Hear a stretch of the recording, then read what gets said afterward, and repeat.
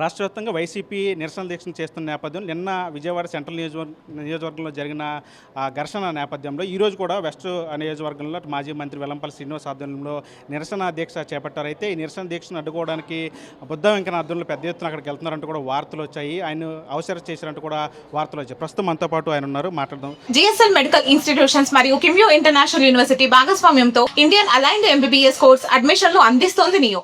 Sir నమస్తే. ఏంటి sir మీరు కూడా నిన్న ఎమ్మెల్యే బోండా ఉమ్మలకు అడ్డుకోవడానికి వెళ్దామని ప్రయత్నించారా, మిమ్మల్ని అవసరం చేశారని చెప్పి వార్తలు వస్తాయి, ఏం జరుగుతుంది? ప్రజాస్వామ్య వ్యవస్థలో ఏదన్నా తప్పు జరిగితే నిరసన చేయడం తప్పులేదు. కానీ డిఎస్సి దాంట్లో పారదర్శకంగా జాగ్రత్తగా అన్ని ఆచితూచి జగన్మోహన్ రెడ్డి 5 ఏళ్ళు చేయలేని పని లోకేష్ బాబు గారు ఈ 2 ఏళ్ళలో చేస్తే దాన్ని చూసి వారవలేక దొంగల పడ్డ 6 నెలలకు కుక్కలు మరిగినట్టు ఆయన ఇచ్చేసిన తర్వాత చాలా 5-6 నెలలు పోయిన తర్వాత వాళ్ళు ఈ కార్యక్రమం పెడుతున్నారు. అయితే వాళ్ళు రోడ్డు మీద పర్మిషన్ లేకుండా మా ప్రభుత్వంలో మేము ధర్నా చౌకలో చేసేవాళ్ళం, మీ ఇంటికాడ చేసినా మమ్మల్ని అరెస్ట్ చేసేవాళ్ళు. అయితే వాళ్ళు అక్కడ చేస్తున్నటువంటి దీక్షా శిబిరం ఏదైతే ఉందో అక్కడ ఉన్నటువంటి లోకల్ లీడర్లు, మా పార్టీ లోకల్ లీడర్లు, ఇది మీరు పర్మిషన్ లేకుండా ధర్నా చౌకలో చేయాలి, మా ఇళ్ళ కాడ చేస్తున్నారు, ట్రాఫిక్ అంతరాయం కలుగుతుందని అక్కడ ఉన్నటువంటి వ్యక్తులు ఎవరైతే మా పార్టీకి చెందిన శ్రేణులు దాన్ని అడ్డుకు తగులుతుంటే నేనే ఫోన్ చేసి మీరేవే అలాంటి జోలికి వెళ్ళకండి, నిరసన తెలుపుకున్నారు, ఇది ప్రజలు నమ్మే పరిస్థితుల్లో లేరు అని చెప్పాను. అలాగే పోలీసు వారు కూడా నేను వెళ్తానని ఆ డీసీపీ గారు ఏసీపీ గారు అందరూ రావడం జరిగింది.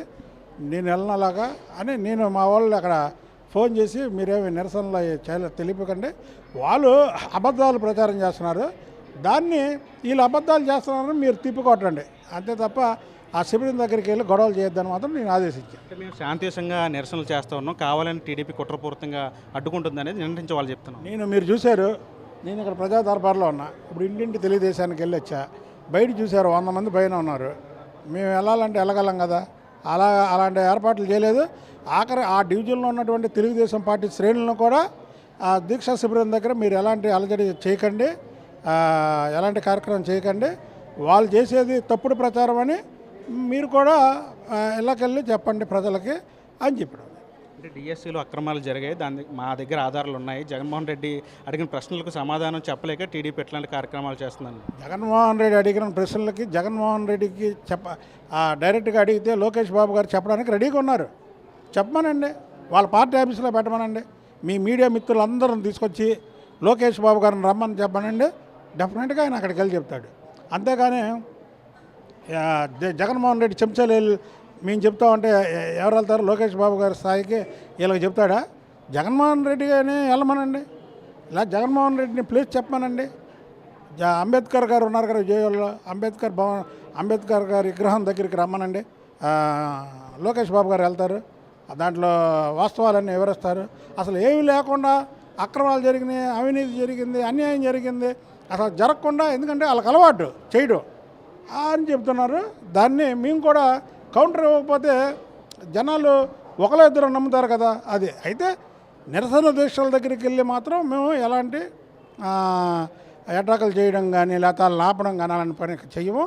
మా వాళ్ళు అక్కడ యాంటీ ధర్నా పెట్టినా వద్దని చెప్పారు. అంటే నిన్న జరిగిన ఇష్యూ చూసాము సెంట్రల్ నియోజకవర్గంలో, ఖచ్చితంగా మీరు చేసిన దానికి వచ్చిన తర్వాత 2029లో మేము వచ్చిన తర్వాత సమాధానం చెప్తాం, అప్పుడు తను కొడతామంటూ కూడా వాళ్ళు కూడా చెప్తాం. వాళ్ళు వచ్చేది లేదు, సచ్చేది లేదు, మళ్ళీ వచ్చాక తరిన మరి ఇప్పుడు వాళ్ళు అన్న డైలాగ్కి వాళ్ళు 2029లో తరిన కొడతా, ఇప్పుడు మరి మేము ఇప్పుడు తరిన కొట్టాలిగా, ప్రజలు గ్రహించాలి అది.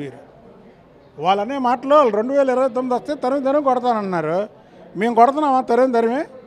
అది వాళ్ళకి మాకు ఉన్నటువంటిది, వాళ్ళ నాయకుడికి మా నాయకుడికి ఉన్నటువంటి తేడా. మా నాయకులు నిన్నే రాష్ట్ర వ్యాప్తంగా చెప్పారు ఎవరిని అలాంటి ధర్నాల జోలికి ఎవరు వెళ్ళొద్దని కూడా. అది చంద్రబాబు నాయుడు గారికి ఉన్నటువంటి నీతి, నిజాయితీ, నిబద్ధత. ఎట్టి పరిస్థితుల్లో కూడా దీక్షా శిబిరాల మీదకి మా కార్యకర్తలు కానీ మేము కానీ వెళ్ళడం అనేది జరగదు. వాళ్ళు అబద్ధాలు అసత్యాలు ప్రచారం చేస్తే దాన్ని తిప్పికొడతాం. టీఎస్సీకి సంబంధించి ఈ రిలే దీక్షలే కాదు, ఇంకా ముందు ఇంకా కార్యక్రమాలు చేస్తాం, ఖచ్చితంగా అందులో ఉన్నటువంటి లోపాలను బయట పెడతాం, నిలదీస్తామని చెప్పి వాళ్ళు. మీరు ఎన్ని కార్యక్రమాలను చేసుకోండి, కానీ ధర్నా చౌక్లో చేసుకోవాలి. మీ మీడియా సాక్షి, వాళ్ళ ప్రభుత్వం ఉన్నప్పుడు మేము ధర్నా చౌక్లో చేసేవాళ్ళం. ఇక్కడ మా ఆఫీసులో చేసినా మమ్మల్ని పోలీసులు అరెస్ట్ చేసేవాళ్ళు. కానీ ఇవాళ చంద్రబాబు నాయుడు గారి ప్రభుత్వం, కూటమి ప్రభుత్వం ఇవాళ వాళ్ళు అక్కడ రోడ్డు మీద చేస్తున్నా సరే వాళ్ళని ఏం చేయట్లా. అంటే అది చంద్రబాబు గారు ఏంటంటే వాళ్ళు ఇవాళ జగన్మోహన్ రెడ్డి అంతమంది జనాలు వేసుకొని వెళ్తున్నా ఏం చేయట్లా. చంద్రబాబు గారిని అనపర్తిలోకి వెళ్తే రానియకుండా చేశారు, మార్కెట్లు పెట్టారు. అది ప్రజలు గమనిస్తున్నారు. వాళ్ళు చేసిన అరాచకానికే 151 నుంచి 11కి వచ్చారు. పర్మిషన్ తీసుకునే నిరసన చేస్తున్నాం కదా, ఎందుకని పర్మిషన్లు అసలు ఇవ్వాలి, పోలీసులు అడగండి. అది రోడ్డు మీద ఎక్కడ ఇస్తారు పర్మిషన్? ధర్నాలు చేయడానికి ధర్నా చౌక్ అనేది ఒకటి ఉంది మన నిరసన తెలియజేయడానికి. వీళ్ళు కావాలని రెచ్చగొట్టే ప్రయత్నాలు అయినా సరే మేము రెచ్చిపోం. ఓకేనా? అంటే డిఎస్సిలో ఫైనల్గా ఏం చెప్తారంటే ప్రజలు కన్ఫ్యూజ్ అవుతూ ఉన్నారు.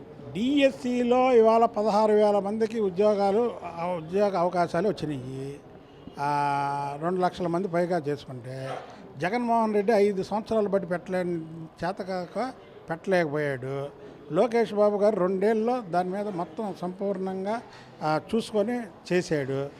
దాన్ని చూసి ఓర్వలేక కాబోయే తెలుగుదేశం పార్టీకి లీడరు, ఈ లీడర్ని ఏదో రకంగా మనం జనాల్లో అవమానపరచాలనే ఒక దురుద్దేశంతో జగన్మోహన్ రెడ్డి వెళ్తున్నాడు తప్ప అంతే. లోకేష్ బాబు గారిని టార్గెట్ చేయడానికే లోకేష్ బాబు గారు స్ట్రాంగ్ అయిపోయాడు.